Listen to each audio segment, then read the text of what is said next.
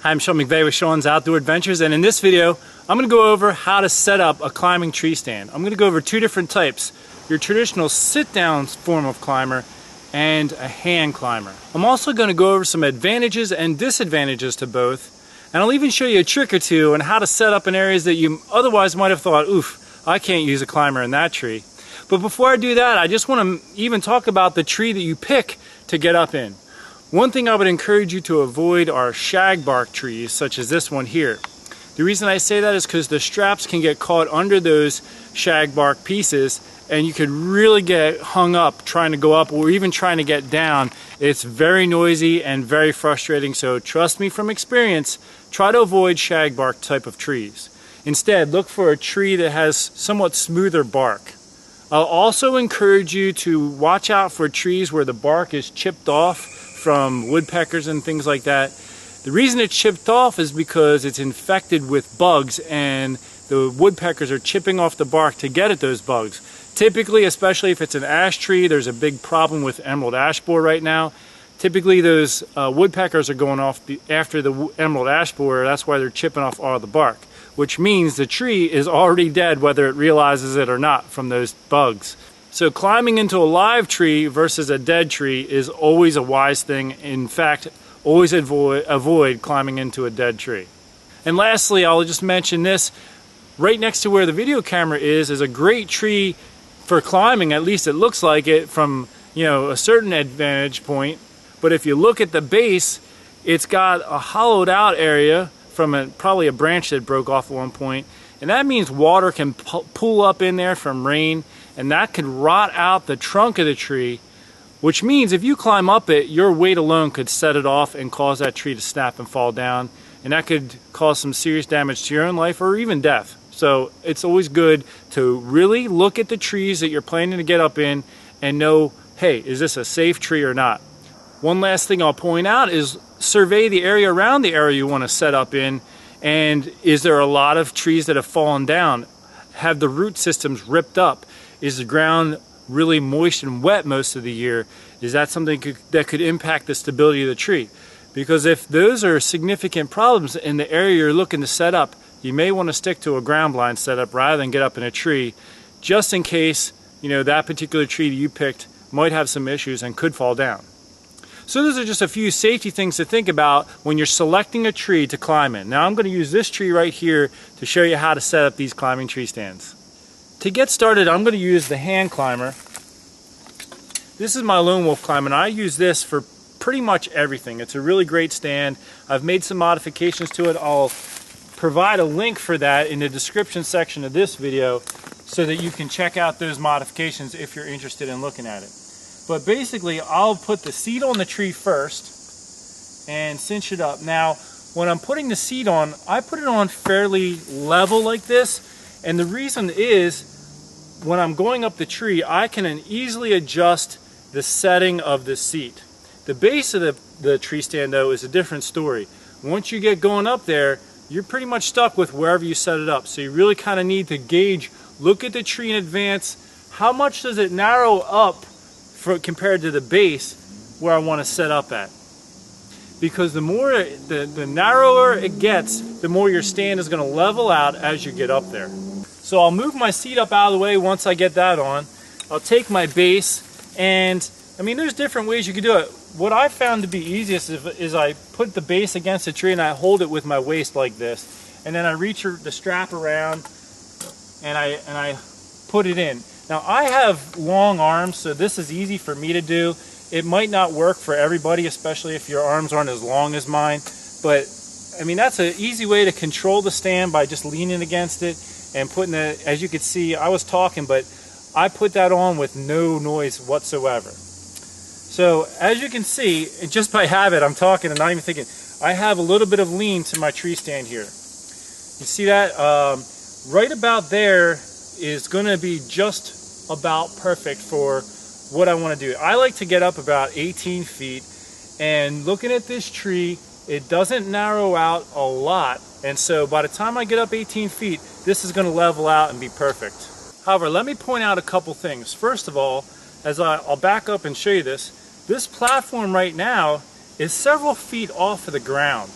I intentionally start out here because any lower and the trunk usually really pops out on a tree, and that's going to make it even harder for you to climb. You're going to have to start with it even steeper, and as you'll learn from experience, it's harder to get going when it's that steep. So as I said, the stand is about 3 feet off the ground. Let me move it up a hair so you can see the angle. That angle right there is going to be a great starting point if you're going up about 18 feet in a tree that doesn't narrow down a lot. Now if you were to go up higher, let me just crank it up one notch.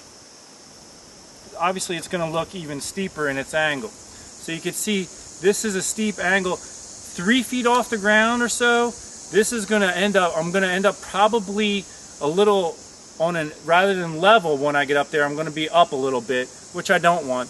And again, I know from experience, you're going to have to get out and test this and play around with it. So let me just drop it back down and show you what I do next.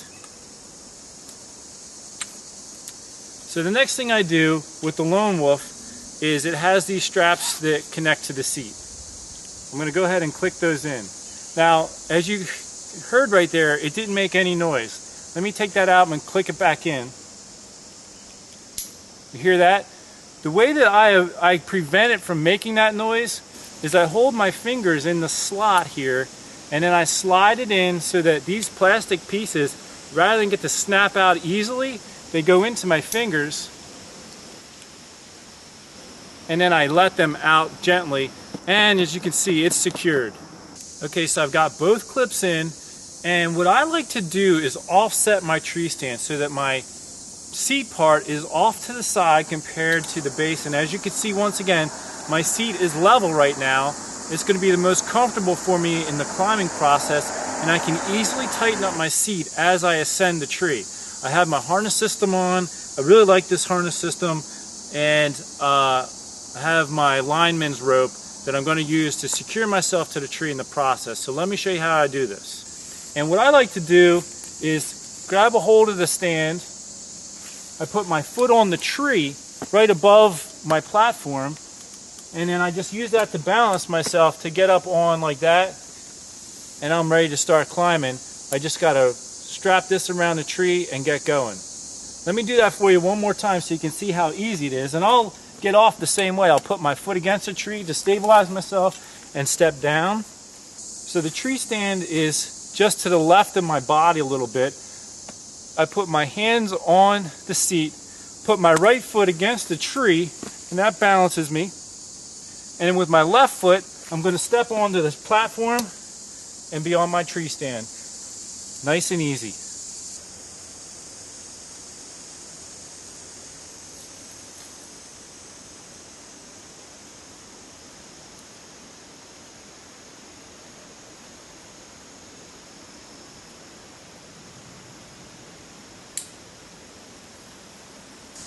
Now that I'm ready to start climbing, I got my lineman rope around the tree and secured to my harness system.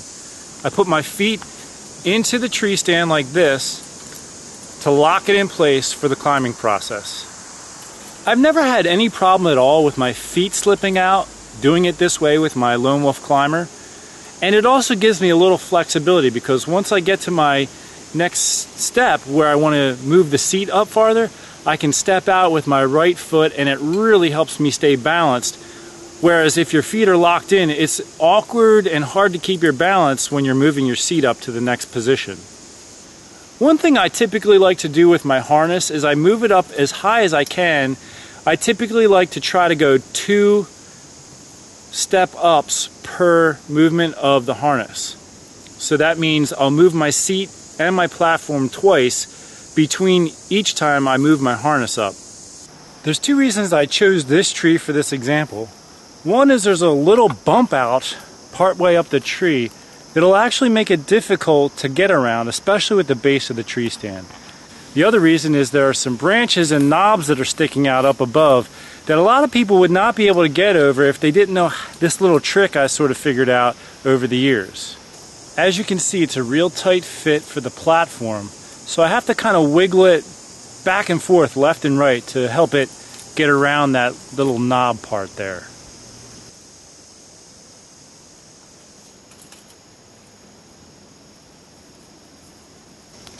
as I get up to these little obstructions in my travel, I have to use the little V-shaped notch in the tree stand, both in the seat and the platform, right where the straps come into the platform or the seat. It creates this little V space right here and enables me to get it around these obstructions. Now for the seat, I can just reach over and put it around that knob and keep going. But for the platform part, I'll actually have to change my angle and kind of work around the tree to get that little V shape over that knob in order to keep going.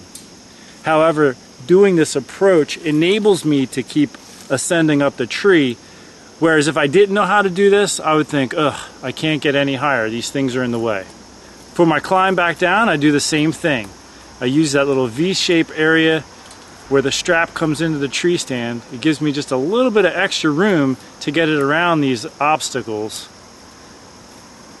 And again, for the hand part of the climber, or the seat part, I can just swing that over with my hands and keep going rather than have to keep the platform all the way on that side of the tree. Do the same over this branch, and I just keep going.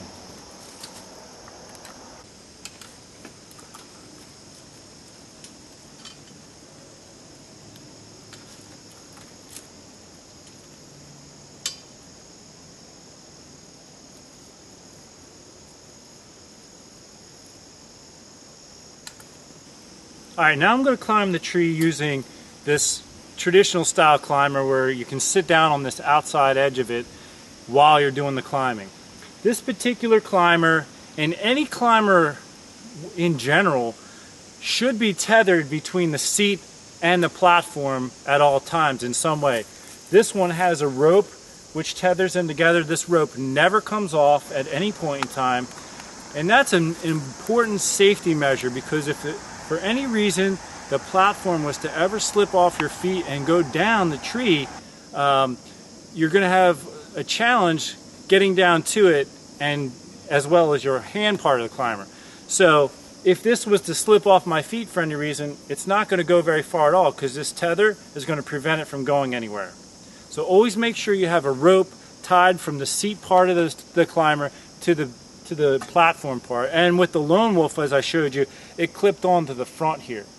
Now, one advantage with the Lone Wolf is when you're in position, you cinch those down and it prevents the seat part from getting bumped and falling down. With this type of a tree stand, I don't have those in the front, so I like to typically carry a rope, and I encourage you to do this, so that when you're in position, you might want to put a rope around here and just gently cinch it. You don't go real tight because you don't want to pull the platform up in the air, but that helps it. If you bump the seat part, if that rope is there, it can't go far enough to disengage on the tree and fall down and create noise. So when I get onto my climber this type, I'll just put the seat part up a little bit, again, so I'm grabbing like here, and for this one, because of this is all the way out here, I'll just put my feet right on and go into it like this, and then I'll bring this down and put my connect my harness to the tree. Another thing I'll point out is note the angle again. I have it, both of these angled up. I could start this one more level like I did with the hand climber, but this one, because of the way you climb it as opposed to leaning with your hands, it's easy and comfortable enough with it at the angle that it is right here. So I usually set both of these at that angle when I begin the climb using this style of climber.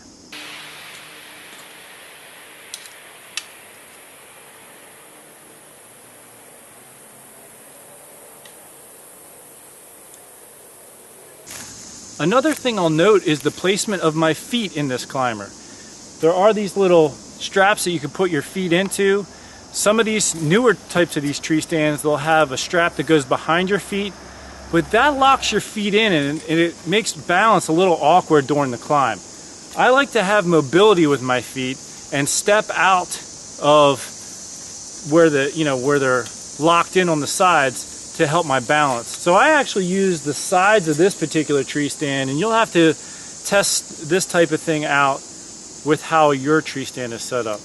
But even if your tree stand, like some of those Summit tree stands, locks your feet in, I typically would just lock in my left foot if I'm using one of those, and I leave my right foot somewhat freed on the back so that I can step back with it for balancing purposes. And with my left foot locked in, my tree stand is I'm not gonna lose the tree stand. It's not gonna get away from me.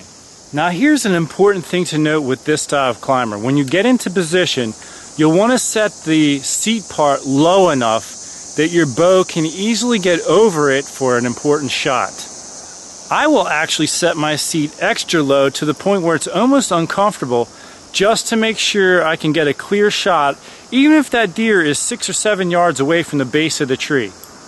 And a good thing for you to do is get your bow out and test this out. Now, I'm not going to draw my bow in this scenario, but I can still hold it out to make sure that I'd have clearance. And the reason I'm not going to draw the bow is you shouldn't draw a bow without an arrow on in case of a dry fire that could destroy your bow. As far as advantages and disadvantages go, with this style of climber, it's a little more bulky and you have to shoot over the bar to get an effective shot, which means you have to set a little low. That can be a little uncomfortable. However, having the bar around you can make some people feel a little more secure. It's also easier to actually take a nap in the tree stand if you had to, if you're doing an all-day sit and you just dozed off. You're a lot less risk of falling out.